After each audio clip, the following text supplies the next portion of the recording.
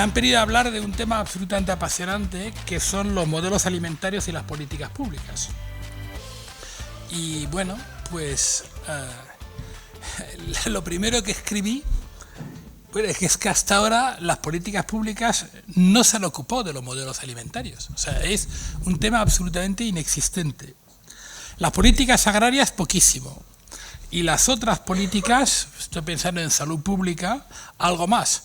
Pero cuando se han ocupado de los modelos alimentarios, la política de salud pública, y se ha señalado anteriormente, muchas veces ha sido contraproducente. Es decir, las legítimas exigencias de garantía al consumidor de salubridad pública en los alimentos, que es algo indiscutible para una administración, y tenemos, yo soy andaluz y tenemos algunos ejemplos en mi región de mal hacer, hablaban de buenas prácticas antes, se ha transformado en un potente instrumento para, en nombre de garantizar, como el riesgo cero no existe, de garantizar la protección del consumidor, se ha transformado en un potente instrumento para industrializar la agricultura o industrializar la pequeña y mediana empresa. Es decir, ahí hay un problema, hay márgenes, lo veremos, pero globalmente el impacto se podría decir que incluso ha sido negativo. Este balance lo hago repasando tanto a nivel comunitario, como a nivel del Estado, como a nivel autonómico. Es decir, algunas, luego lo veremos, autonomías han intentado hacer algo, pero globalmente, visión larga, claramente las políticas públicas no han asumido el tema, el modelo de los modelos alimentarios. Hasta el 92, la política agraria, para hablar de la principal política europea, ha sido una política intervencionista y productivista, protectora de los productos que tenía Europa y muy liberal en los productos que no tenía Europa, por ejemplo la soja, dentro del acuerdo. Y el acuerdo entra en la lógica de la época. ¿Para qué voy a imponer unos impuestos altos al consumidor para un producto que no producimos? Protejamos lo que producimos y lo que no producimos no vamos a tasar a los consumidores. Tiene su lógica. El resultado ha sido evidentemente la libertad de importación de soja y el ultradesarrollo de soja. En la ganadería europea se consume más soja que en la ganadería americana. O sea, el porcentaje de alimentación del ganado que corresponde a la soja es mayor en Europa que en Estados Unidos. Y el porcentaje de cereales en la alimentación del ganado en Estados Unidos es menor que en Europa. No, es mayor que en Europa, ya me lío. A pesar de que ellos hacen mucha soja, es cierto, también cereales, y nosotros tenemos cereales en los cuales hay proteína, ¿no? En el 92 la PAC ha tenido dos grandes reformas, 92 y 2003. En el 92, por supuesto que no se ha hablado de modelos alimentarios, y el objetivo era aumentar el consumo de cereales en la Unión Europea y en buena parte aumentar el consumo de carne blanca, o sea, de pollo y de cerdo. O sea, era el objetivo declarado y la verdad que se consiguió, tuvimos un éxito grandilocuente. O sea, y bueno, pues aumentó el consumo de cereales, aumentó la producción de carne de pollo y la producción de carne de cerdo. Y bueno, esta baja del precio de los cereales ha favorecido la ganadería intensiva, lo cual ha tenido también aspectos positivos desde el punto de vista del medio ambiente, porque como antes los productos importados eran muy baratos, la ganadería intensiva se había desplazado a los puertos y habíamos transformado una solución que es el abono natural en un problema, que es la contaminación de acuíferos, y a partir del momento que los cereales fueron más baratos, ha habido un proceso de desplazamiento de nuevo de la ganadería intensiva de los puertos hacia el centro, donde están las tierras, lo cual, desde un punto de vista medioambiental, también tiene aspectos positivos si se hace bien, y ahí está todo el tema de las macrogranjas, etcétera, etcétera. Pero globalmente, en esto se ha favorecido la ganadería intensiva. Ha habido intentos de favorecer la ganadería extensiva. Por un lado está la ayuda a la vaca nodriza, que es un elemento, y luego había medidas de ayuda a la extensificación que quedaron completamente desnaturalizadas. Había una ayuda a la extensificación únicamente para aquellos rebaños que tenían menos de 1,4 UGB, animales mayores por hectárea, y en el marco de la negociación fue hasta 1,4, O sea, todo el mundo la tuvo hasta 1,4, con lo cual fue una ayuda suplementaria para los intensivos. Con lo cual, en la reforma del 92 no se habló de nada, y más bien el resultado indirecto de la reforma, desde el punto de vista que nos ocupa, pues fue negativo, ¿no? En el 2003 empezamos con el desacoplamiento y, bueno, por un lado se consolidó la distribución geográfica de las ayudas, es decir, cuando se desacopla el presupuesto de un país o de una región se conserva, con lo cual aquellas regiones que fueron más apoyadas anteriormente pasaron históricamente a seguir siendo más apoyadas, y, como hemos dicho, la agricultura intensiva fue más apoyada que la agricultura extensiva.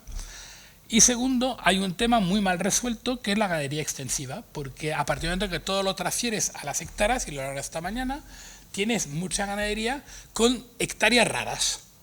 Hemos hablado de los montes comunales, pero también está el repastoreo. La familia de mi mujer son ganaderos en Palencia, y una vez recogido el cereal, alquilan las tierras por X dinero más 2 corderos por Navidad, que eso no se puede discutir.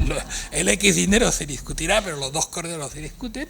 Y bueno, es una ganadería ovina que repastea, que abona al mismo tiempo, pero esto evidentemente en el marco del SICPAC no me entra, no me entra. Entonces, evidentemente luego en esto de las prioridades políticas está, para responder a estas cosas que entran mal, están las ayudas acopladas. Pero las ayudas acopladas, es verdad que España ha apostado por dar ayudas acopladas, sobre todo a la ganadería, frente a los cultivos herbáceos, lo cual es una decisión acertada, pero la decisión política que se ha tomado cubre principalmente la ganadería intensiva, más que la ganadería extensiva. Hay ayuda desacoplada a todos los productores de leche, al cebo de terneros, etcétera, etcétera. Por lo tanto, ahí hay una decisión política que se ha tomado, y la ha tomado no Bruselas, sino el Estado español, de apoyo a la ganadería intensiva, que es verdad que también está mal resuelta en el tema de la PAC, porque no tiene hectáreas, por definición de ganadería intensiva, pero que cabe preguntarse si, reflexionando desde el ámbito de los modelos, es realmente la ganadería que deberíamos apoyar. Luego está otro tema indirecto, que es totalmente lógico, que es el tema de los coeficientes de pastos. Yo no quiero aburriros, no sé, bueno, para algunos lo sabrán y otros no. El tema de los coeficientes de pasto es un tema absolutamente diabólico, porque la lógica del razonamiento nos lleva a conclusiones diabólicas.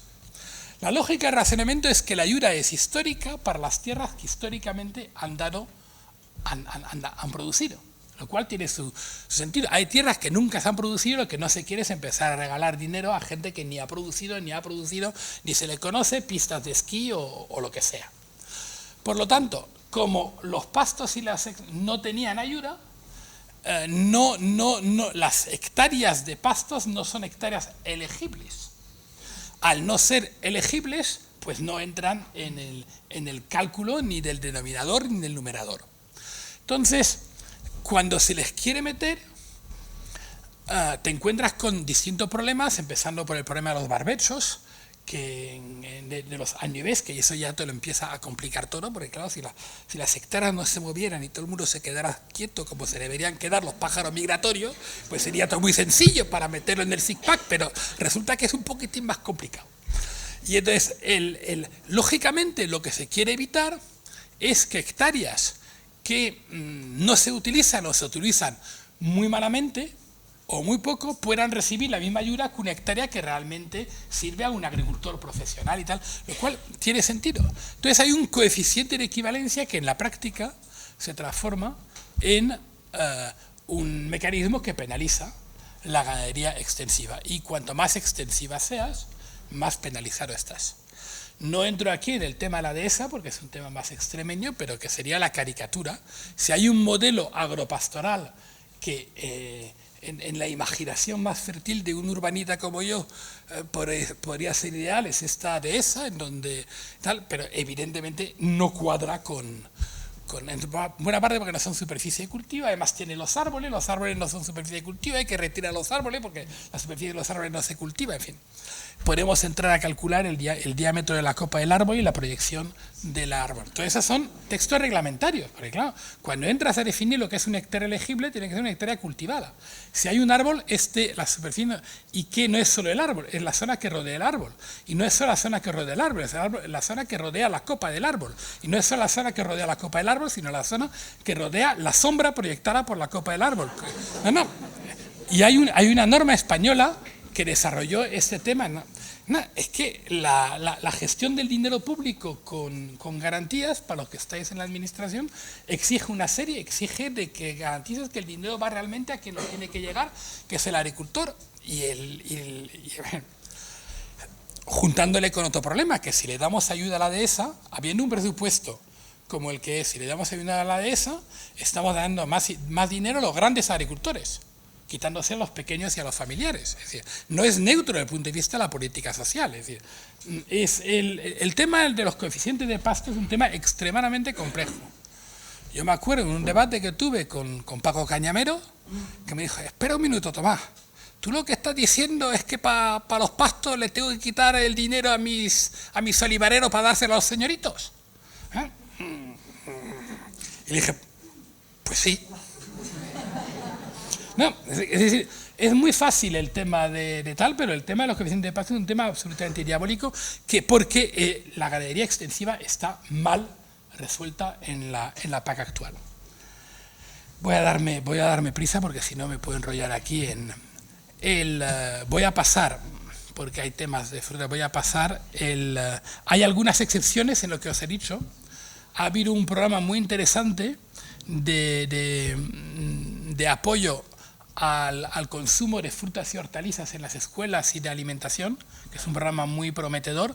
Ha costado sudor y lágrimas sacarlo porque está al límite de lo que es la política agraria, porque entramos en lo que debería ser una política alimentaria, pero en fin, luego nos hablarás del tema y tal, pero al final se consiguió colar por la puerta pequeña porque permite comercializar 250.000 toneladas a nivel europeo de frutas y hortalizas y con eso lo pudimos enganchar al carrito de la producción, pero evidentemente es un programa que va mucho más allá, pero es un programa excepcional y estamos hablando de 150 millones de euros en un presupuesto de 40 millardos. O sea, para que veamos de qué estamos hablando. Lo que sí es importante es que las frutas y hortalizas, el programa de frutas en la escuela, es el primer y único elemento de política agraria en donde las autoridades sanitarias tienen derecho de veto. Es decir, la lista de los productos que pueden ser apoyados tiene que recibir el visto bueno del Ministerio de Sanidad. Y eso las autoridades agrarias y las consejerías correspondientes no les gusta nada.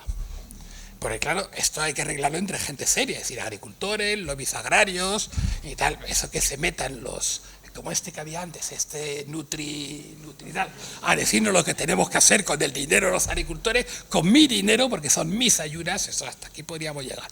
Bueno, pues por primera vez se ha incorporado la necesidad, que me parece bien, de que qué mejor que la sanidad, el Ministerio de Sanidad para señalar cuáles son los productos más saludables para dar a los niños. Bueno, pues esto es un pequeño encaje.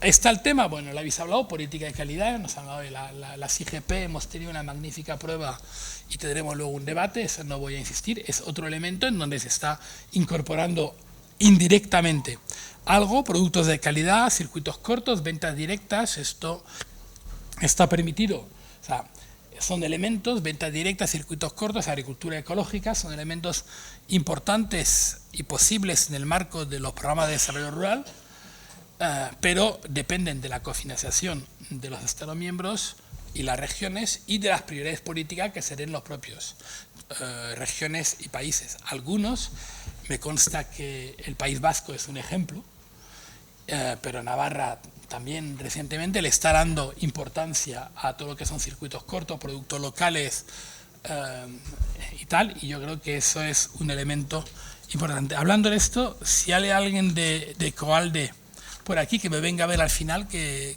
les he mandado un mail y no me han respondido. O sea que, Estoy organizando unas jornadas en Madrid, quiero que venga la gente de Ecoalde a contarnos lo que no hace, les he mandado 2 mails y no me responden, joder. O sea que si hay alguno por aquí, que me lo diga. Cierro el paréntesis de publicidad. En otras políticas,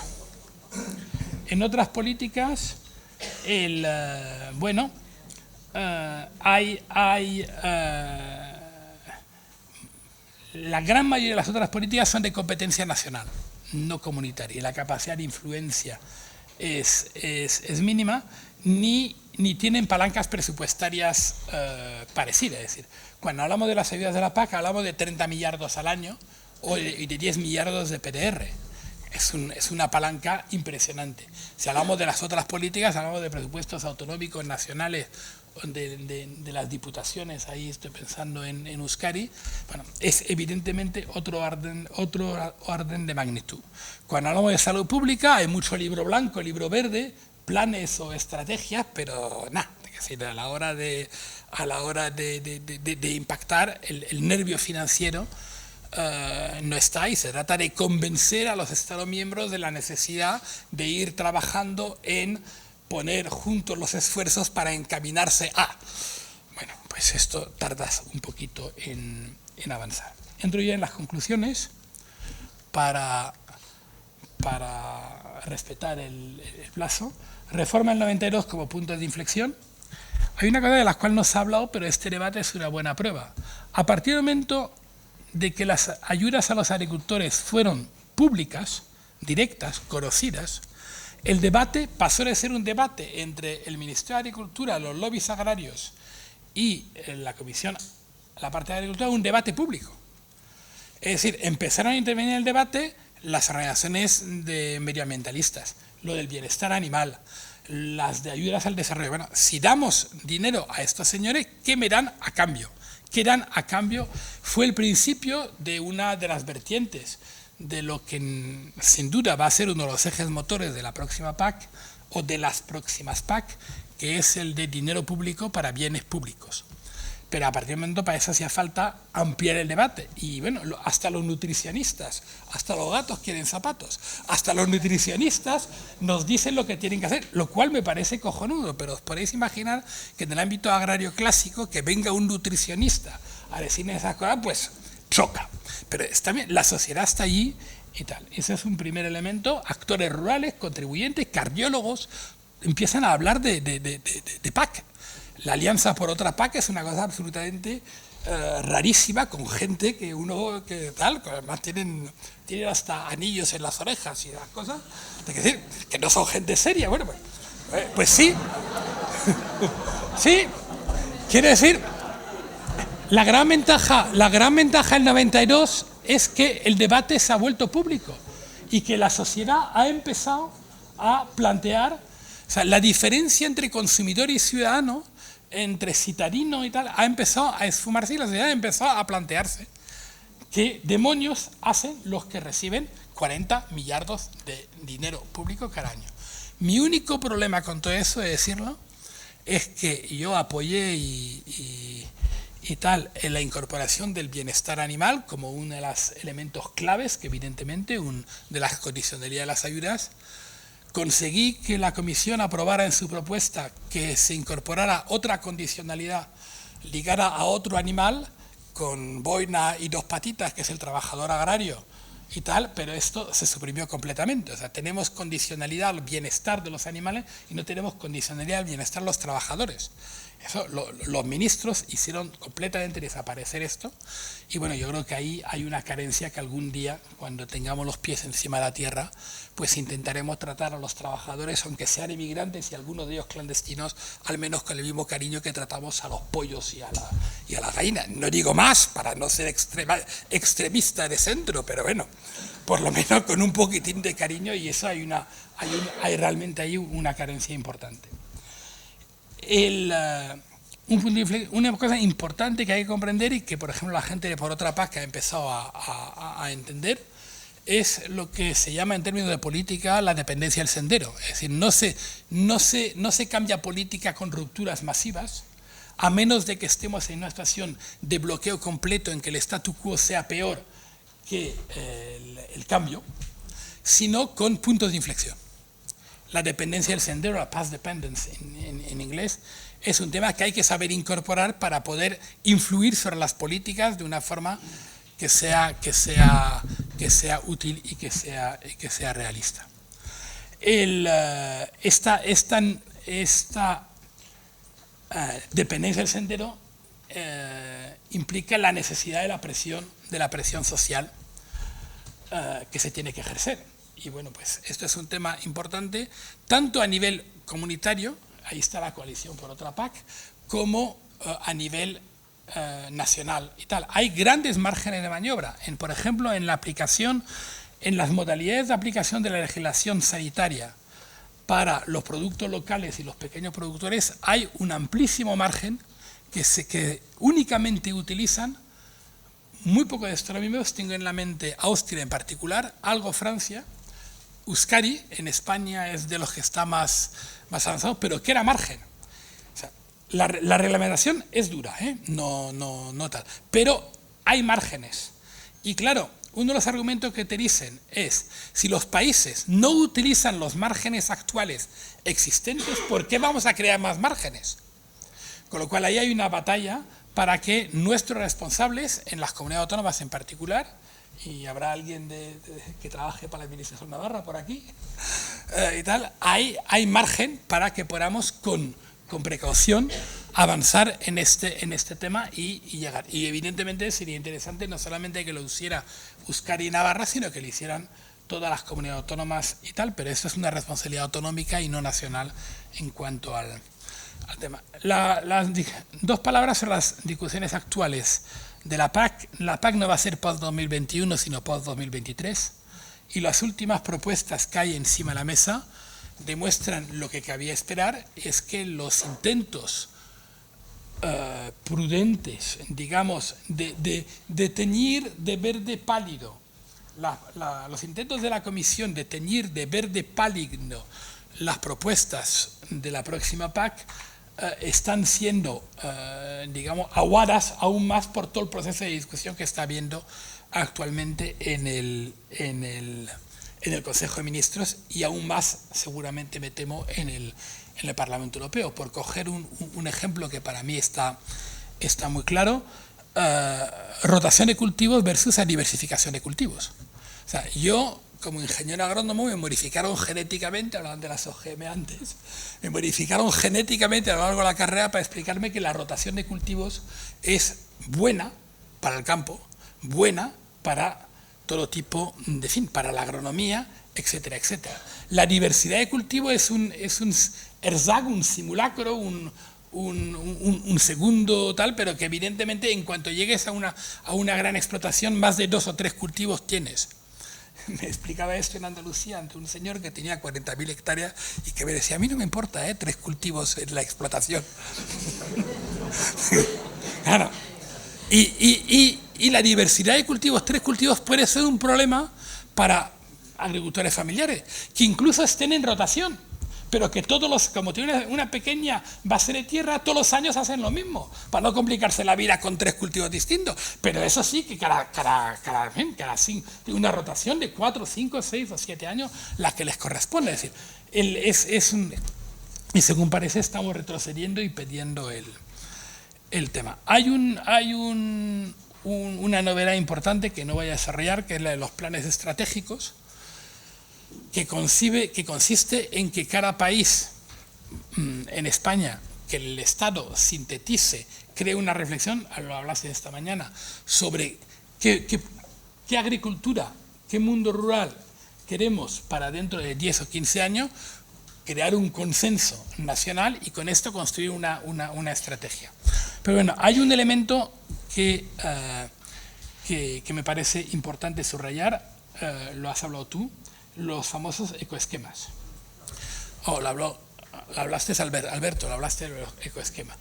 Dentro del marasmo de la administración española, el primer pilar es del Estado, el segundo pilar es de las comunidades autónomas. Y en el primer pilar, en el Estado, el equipo actual, y no hay ninguna garantía que el 10 de noviembre sigamos teniendo el mismo equipo actual, tengamos uno mejor o uno peor, cada uno suponiendo lo que considere mejor o peor y tal, pero no hay ninguna. El equipo actual tiene claro que quiere promover un ecoesquema específico, ganadería extensiva. El tema técnicamente no es sencillo, lo habéis visto esta mañana, porque no es el ovino de carne, es el ovino de carne extensivo. ¿Y qué es un ovino de carne extensivo? ¿Qué es una ganadería de leche extensiva? Hombre, si las vacas están fuera, está muy claro. Pero, y si las vacas están estabuladas pero comen comida de fuera que es local, ¿esto entra en el extensivo o no entra en el extensivo? Bueno, habrá que verlo. Hombre, de nuevo, si come maíz y soja importado, el extremo está claro, pero en nuestro mundo, entre el extremo de las vacas que pastan fuera todo el tiempo, que en España no existen, en España no hay vacas por el campo. ¿Dónde están las vacas? Matarile, rile, rile. No hay vacas por el campo, menos algunas vacas extensivas que hay, y cuando están no hay ganaderos. Es el ganadero que está missing. Y la ganadería estabulada e intensiva que come maíz y soja, entre estos hay una larga gama distinta donde colocas el límite y cómo negocias con el que se queda fuera el tema. El tema no es sencillo. Y el segundo tema es cómo lo financias. Porque claro, con un sobrepresupuestario, si das una ayuda suplementaria a la ganadería extensiva, la tienes que coger de algún lado. Y lo lógico es cogerle de la ayuda que estás dando hoy en día a la ganadería intensiva. A la ganadería lechera intensiva y a la ganadería de cebo y vacuna intensiva. Lo cual políticamente tiene su coste. Y tampoco es neutro entre comunidades autónomas, porque la distribución de ganadería extensiva y ganadería intensiva entre comunidades autónomas no es la misma, con lo cual si cada consejero negocia primero queriendo que no salga un puto euro de su comunidad autónoma, pues ya empezamos a tener problemas. Pero lo digo por los catalanes o lo digo por los andaluces, que en eso son exactamente iguales. No hablo de los navarros porque no tal, pero con lo cual, pero hay una voluntad real, y es, como digo, el tema de la ganadería extensiva está mal resuelto en el primer pilar de la PAC, y la única manera, ahora hay un instrumento potencial, el Estado miembro podrá, independientemente de lo que nos pase en Bruselas, el Estado miembro va a poder hacer algo positivo en este sentido. Los que quieran de verdad y se tomen en serio la ganadería extensiva y su papel de gestora del territorio, de ovejas bombero, por recoger la expresión tan en Castilla-La Mancha, de gestión tal, pues tendremos que dar la batalla, pero esto es una batalla que tiene ganadores y perdedores. Alguien lo dijo, lo dijiste tú, no sé quién lo dijo esta mañana, toda Mérida tiene ganadores y perdedores, y aquí hay perdedores. Pero hay que saber un tema esencial. Por eso es importante la discusión de la estrategia, qué agricultura y qué mundo rural queremos de aquí a 2030. Esto es lo que nos va a permitir hacer estos puntos de... No estamos hablando de mucho dinero, estamos hablando de algunos cientos o sea, España recibe creo que 4.000 y pico millones de euros al año en ayudas PAC, y estamos hablando de unos pocos cienes, o sea que tampoco es un tema tal, pero bueno, cada euro cuenta y tal. El último tema, y con eso termino de verdad, el